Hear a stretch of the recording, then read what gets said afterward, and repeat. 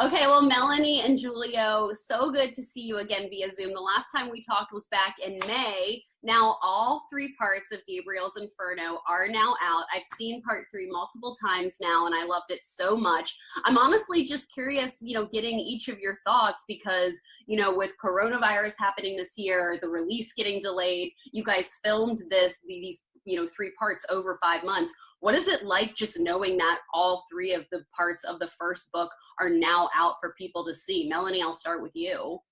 Relief that everyone's enjoyed them, because you never know.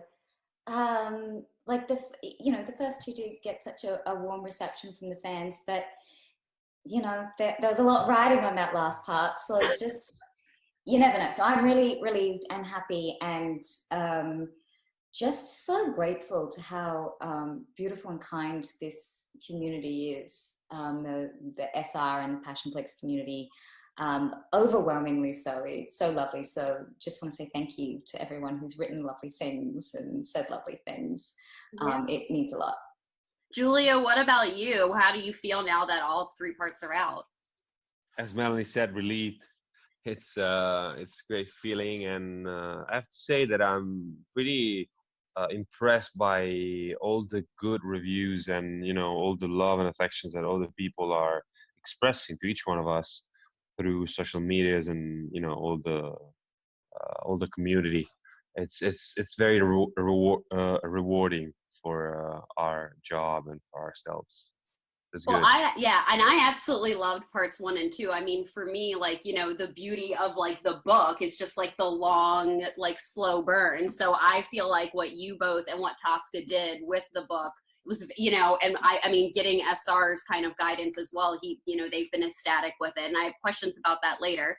I have so many questions for you both, obviously. I want to kind of start with the fight scene because I spoke with Tosca about that in our interview about part 3, and that requires a lot of choreography from you both. So I'm curious for you, Melanie, that's something that you guys shot earlier on in the shoot. What was that fight choreography and working with Rhett? Well, I love fight choreo. I love anything with a bit of action. So I found it really exciting, and Red, who plays Simon, is just such a dream. He's such a sweetheart. So he plays this, horribly malicious character, and he's this very sweet human. So really professional, really lovely to work with. So I found that a lot of fun. That was one of my favorite parts of part 3. Yeah, no, same. But you said the same thing to me the other day. So you better decide which. You just said the same things about me to someone else, so you need to decide who. I need to vary it up, so I can't. Yeah, exactly. I can't feel similarly about another actor. Continue with this hypothesis. He is not cool with the fight choreography with Rhett being one of your favorite parts of part 3. But Giulio, for you, I mean, for you, you had some punching choreography, and I mean, how was that? How many times did you guys rehearse that? How many times did you and Rhett film that scene? Not much, to be honest. That was a very packed day, and luckily we had a great stunt coordinator on set. But of course, personally myself, I've been into martial arts many years, and Reith as well was well trained in some fighting sports. So we were able to immediately find each other and do the right thing pretty immediately. And I remember that Tosca was quite impressed and shocked at the very beginning because it looked like it was real. It looked like I punched him. She was real. At the monitor going, oh my gosh. But no. Don't hurt it's actor. Good. I'm sorry? It's don't hurt the other actor because it looks so real. Exactly.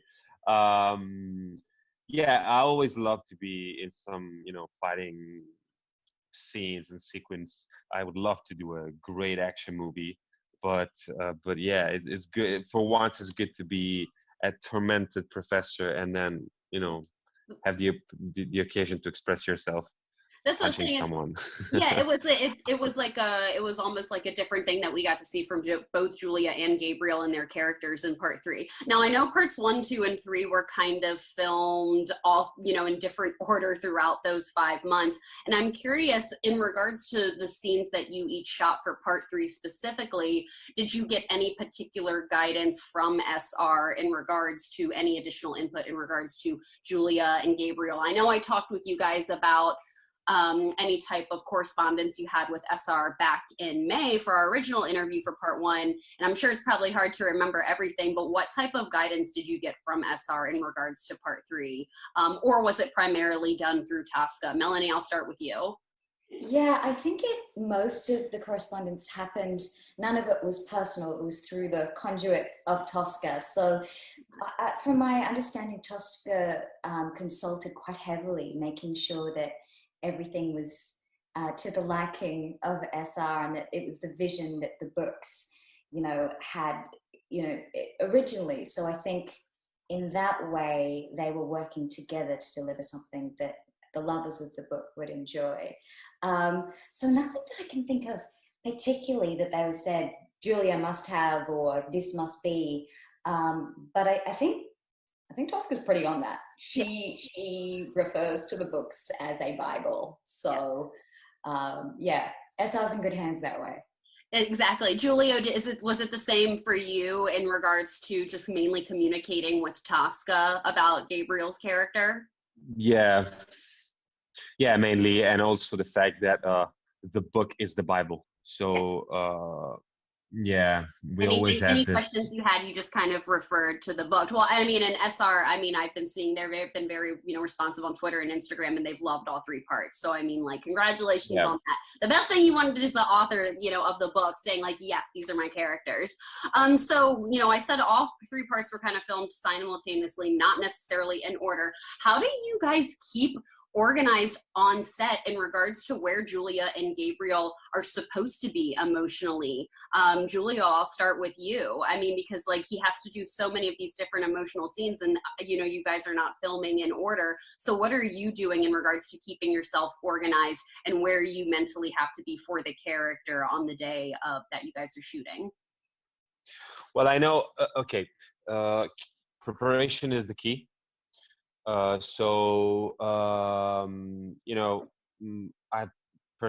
studied a lot and I prepared a lot for this character. I was lucky enough to have a month and a half, more or less, the script before we start shooting it, and so that allowed me to really know the script, like each single letter I was aware of.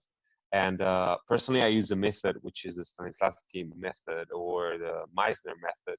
So what I do is I write down each scene, for each scene, what do I want, who I'm talking to, what are the previous circumstances, and every time that I have to shoot a sequence, I somehow connect to those 3, 4, 5 keywords that somehow open for me that world that I previously created for myself, which I trained a lot in the period before.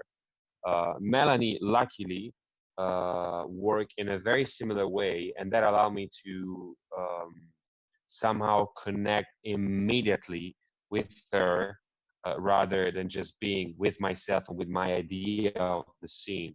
The good thing about this movie is that this movie is very much about the slow burn and the chemistry. And I was lucky enough to work with her because we really have a similar way of work. And somehow this made everything easier, let's say, and more. No, I love the answer about the keeping notes. Melanie, did you do anything similar in regards to figuring out the mindset of Julia that you had to get into that particular day of filming? Absolutely. I do have a really similar working method to Julia, which really helps in terms of how we approach the script. We were really fortunate in that the flashbacks were filmed first. So the part in the script where we were meeting each other, and we were just getting to know each other as humans was the part that we started with. That was primarily for haircut reasons. It was so useful for us to go, well, this is the genesis, and this is actually where we're finding each other as actors as well. And then building on that. And with the script, like, this is a long script. Obviously, it's being broken into 3 movies. So you actually do have to emotionally chart your arc over that and refer back and go, okay, so where was I when I did this? And I'm doing this end scene now. So if I'm peaking here, like, am I giving myself place to go before that? All of that. Like, so there's a lot of, mentally checking into the scenes. And then once you're there, you have to let that all go. It's about the other person, about what you want, about, you know, what are the obstacles in the scene, and who are you speaking to? Yeah, no, thank you both for answering that question, because as I've seen all 6 hours of the film over the last couple of months, you know, since May, that was one of my biggest questions now that it's completed, is how you guys kind of kept organized on set, because the emotions are all over the place. Well, when I spoke with I have to say one thing. Sorry, Lauren. Go ahead. Is that you said before that we shoot it for 5 months, okay? Which is actually not correct. We shoot it the entire 6 hours of a movie in 5 weeks. I think it was more like 5 weeks. I'm thinking 5 months, just because I'm thinking over the last 5 months of the part 3 movies. But yes, it was. Oh, okay. But Sorry. yes, no, I know. When I spoke to Tosca, she said that everything was done within 5 weeks, and even the last 20 minutes of the movie was done within 1 day, like one filming day. Is that correct? Yeah, kind of. That is insane to me. Which is crazy if you think about it, because the amount of work, like, seriously, sometimes me and Melanie may sound repetitive with this, but the amount of work, the amount of information, the amount of scenes, the amount of the emotional energy that we had to, you know, use and put into the character was so overwhelming at a certain moment that I can clearly see myself in the movie when I was completely exhausted or when I was fresh in the morning. Like, I know exactly, even though I don't remember it, but I know when I see the movie, oh, this one was shot probably in the morning, this one was shot in the evening, because I can clearly see myself. Like, you know, it's tough. Sometimes it was crazy. very tough, was very challenging. A whole day in a scene, and you're wrapped up in these, you know, few scenes, and then you have to let it all go, dump it in the evening, and get the new ones and start, you know, inhaling them for the next day. When you're shooting so much at a speed, it's a marathon. It's huge. Yeah, no, it really is. It's sprinting. and you know that most of the time. Sorry, Melanie. We shoot with in the same locations, okay? So maybe one scene that might be very challenging for Melanie, for example, the monologue about her being shoveled by her mother, was taking place, I think, in her bedroom, or in my bedroom, sorry, in the Clark's house, and but then in the same location we're supposed to shoot many other scenes which were emotionally completely at the opposite from that moment. So it's so challenging and so difficult sometimes to, you know, shut yourself from all the rest around you and get yourself into that pain, and then into that joy, and then back into that pain. We're kind of it's almost like you guys are instruments. Psychopaths. Yeah. You guys are just we laugh, we cry. You guys are being emotional instruments. Well, obviously the last 20 minutes of part 3 is just so beautiful. I love the intimateness and like the playfulness of Giulia and Gabriel leading up to that moment. And when I spoke with Tosca about this scene, she mentioned that, of course, the book is the Bible and that the 3 of you worked so closely together. And I'm curious for the 2 of you, what was the conversation like between the 2 of you as actors prior to filming that scene? And do you have any rehearsal time at all? well, or not really that much because the shoot is so quick? Melanie, I'll start with you. Well, I think we had spent 5 months, or 5 months, oh my God, felt like it, 5 weeks. It looked like, but it's 5 weeks. Together. And I think the bond that was built through that, and the getting comfortable and knowing you can trust this person, that was really the lead up. I'm so glad that it was sort of one of the last things that we filmed, because we had actually built a language together, and security. And look, I think more than rehearsal, there was a lot of talking through, the way it was going to be filmed and all of that kind of thing. But I think we were kind of just ready to just like, let's do this. Let's get it done when it came to it. And it was, to be honest, it was very comfortable. I've got to be honest, when I first read the script, I was freaking out. I was like, oh my God, am I going to do this? This is wild. Yeah. But when it came to it, it was, everyone was super respectful. And yeah, it was fine. Yeah. I mean, Julia, obviously. Yeah, what do you want to expand? I mean, she was working with me. What do you expect? No. Love it. Seriously, I think I was kind of concerned in the very beginning, because this kind of situations and scenes and sequences, they might be very graphic, but they might not transmit anything to anyone. They might be just visual. But I would say that we have spent a couple of days talking about certain moments and certain emotions that Tosca was trying to capture. And we had, as Melanie said, the time to build a language between ourselves, a language of confidence, a language of two people that actually start to know themselves. And when we were there, I would say that was very much about the position, the blockings, we say, which is basically where the camera will be and how on or where you should be. But then between those blockings, it's like a music that starts to flow. And Tosca was very nice to give us the amount of space that we needed to be unaware that we were naked somehow on a bed with a lot of people around us, even though it doesn't look like, but we had 25, 30 people watching us like this while we were in that moment. And it's not that easy, because it's you need to find a very intimate part of you that it's most of the time it loves to play hide and seek. It doesn't like to show up if the situation is not really private. So it's challenging, but at the same time it was very rewarding. I saw it, and I think it's very beautiful. I think it's very, very nice. It's a great piece of cinematic. I loved it so much. Yeah. And congratulations to you both for just bringing that scene to life for the fans so beautifully. And speaking of the fans, I have so many fan questions.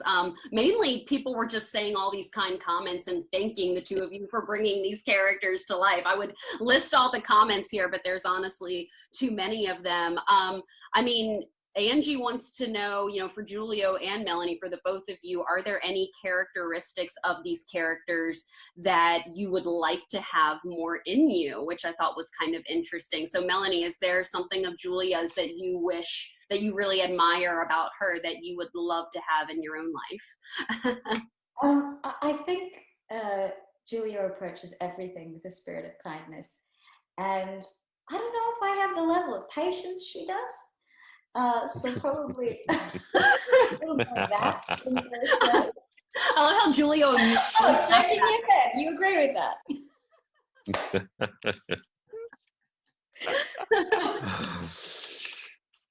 So you're like, yeah, more patience. But Giulio, is there something from Gabriel, Professor Emerson, that you admire of him that you wanted to take into your own life, or maybe something that you learned about your own self by playing him? It's a complicated situation. Okay. I don't know if I can say this, but when I first met Professor Emerson,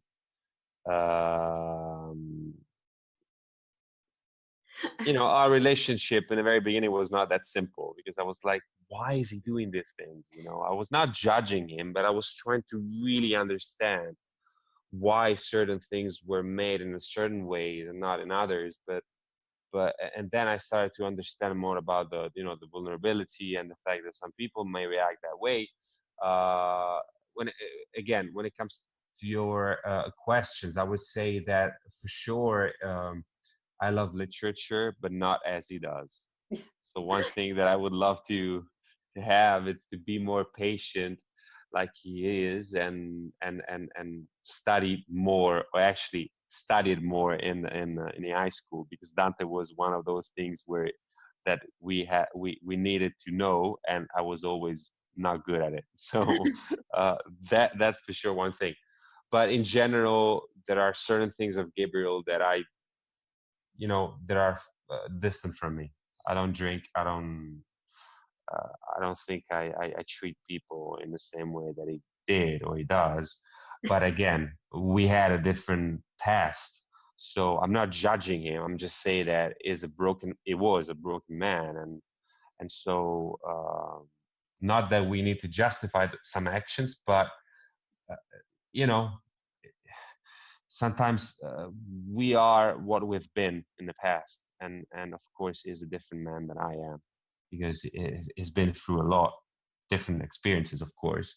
So a lot of good things about him, but also a lot of things that I'm not really close to me. Yeah. Well, Janet wants to know, what did each of you think of the word angel fucker when they first read it? Because Giulio says it so well. That was it said. Giulio says it so well. And I was like, I will ask. What did you guys think of that? This is bizarre. Where is it coming from? That was my first thought, honestly. Giulio, what are your thoughts on that? I loved it. I loved it. How many times did you have to say that? Fucker. I don't know. I don't even know how many times I said it in a movie now, and I was actually saying it all around the people on set. It was becoming a joke. Oh my God, that's so funny. I love that.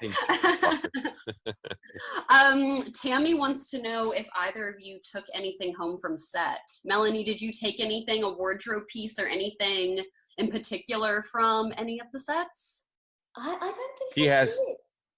What did you take? Yeah, you took the pillow from the hotel.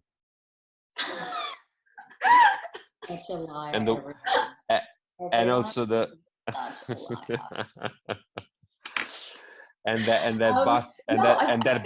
that bathtub that you always the bathrobe. Sorry, okay, that you always. So I got an apartment with an awesome bathtub, and Giulio got an apartment with no bathtub.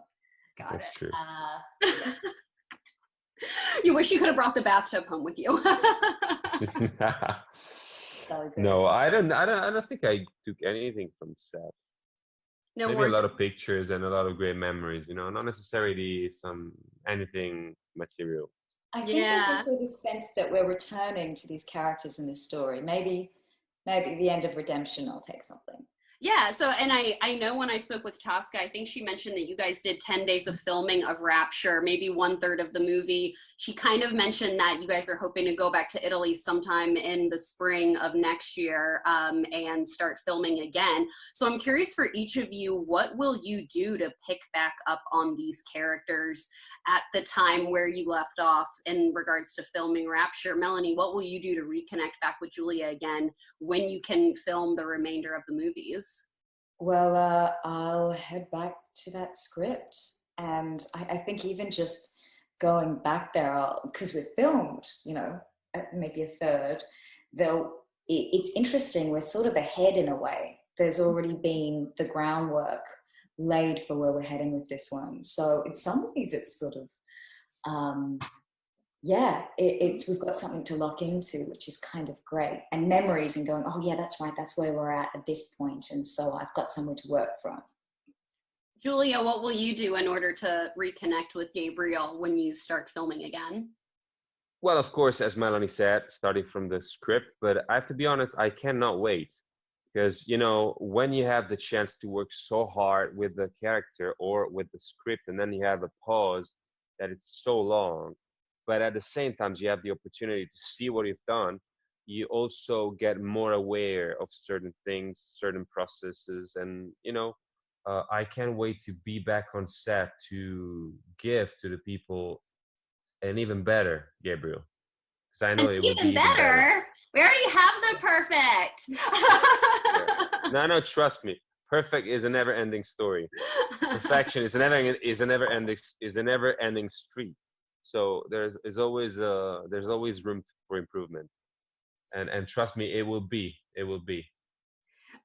I love it so much. I appreciate both of your guys' time, so much today. I can't, wait until we get Rapture and Redemption, the portrayal of Giulio and Gabriel from the two of you. I told Tosca this and I really mean it. I just don't think that there's a set of actors and Tosca and production company that really could have brought together this book, so beautifully for fans in a longer formed anthology series. It was just so nice to see you guys be able to breathe life into these scenes versus having an entire book be crammed into a 2-hour-long feature. So thank you on behalf of all the fans for everything that you've done for the films, and I cannot wait for Rapture. The teaser on Passionflix looks so good. I'm so excited. It's going to be a different type of Gabriel that we're going to see, so I'm really excited to see what you guys do. Well, it's going to be a different type of Gabriel in the story also, so we'll see. You'll see something cool, something special. I'm working on it already.